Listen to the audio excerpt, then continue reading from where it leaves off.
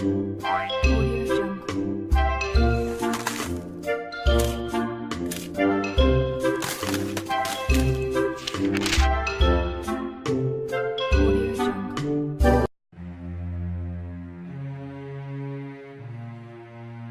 Mordrake, or Edward Mordrake, was reportedly the 19th century heir to an English peerage. He supposedly had an extra face on the back of his head, which could neither eat nor speak, although it could laugh and cry. Edward begged doctors to have his demon head removed, because, supposedly, it whispered Satanist language to him at night, but no doctor would attempt it.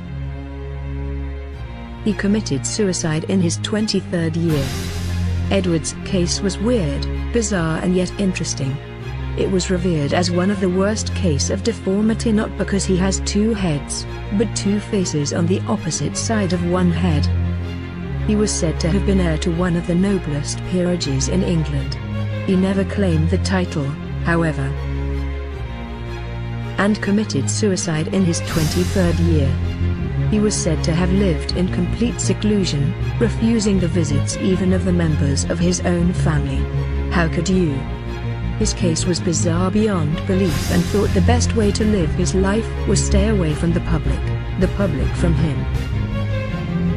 He was a young man of fine attainments, a profound scholar, and a musician of rare ability.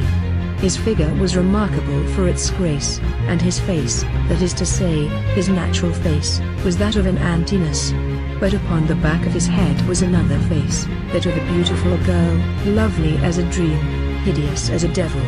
The female face was a mere mask, occupying only a small portion of the posterior part of the skull, yet exhibiting every sign of intelligence, of a malignant sort. However, it would be been seen to smile and sneer while Mordrake was weeping. The eyes would follow the movements of the spectator, and the lips would gibber without ceasing.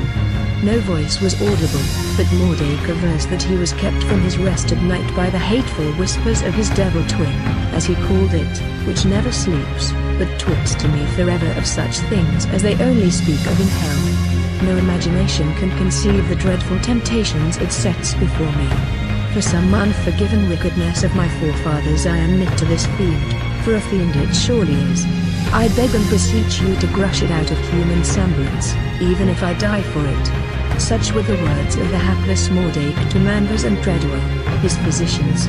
In spite of careful watching, he managed to procure poison, whereof he died, leaving a letter requesting that the demon face might be destroyed before his burial, lest it continues its dreadful whisperings in my grave. At his own request he was interred in a waste place, without stone or legend to mark his grave. That was the mind-boggling story of Edward Mordrake. There aren't many evidence that his history was true or false, but may have talked about it for ages. Unfortunately, many of his pictures do not exist, or records of them were not properly kept.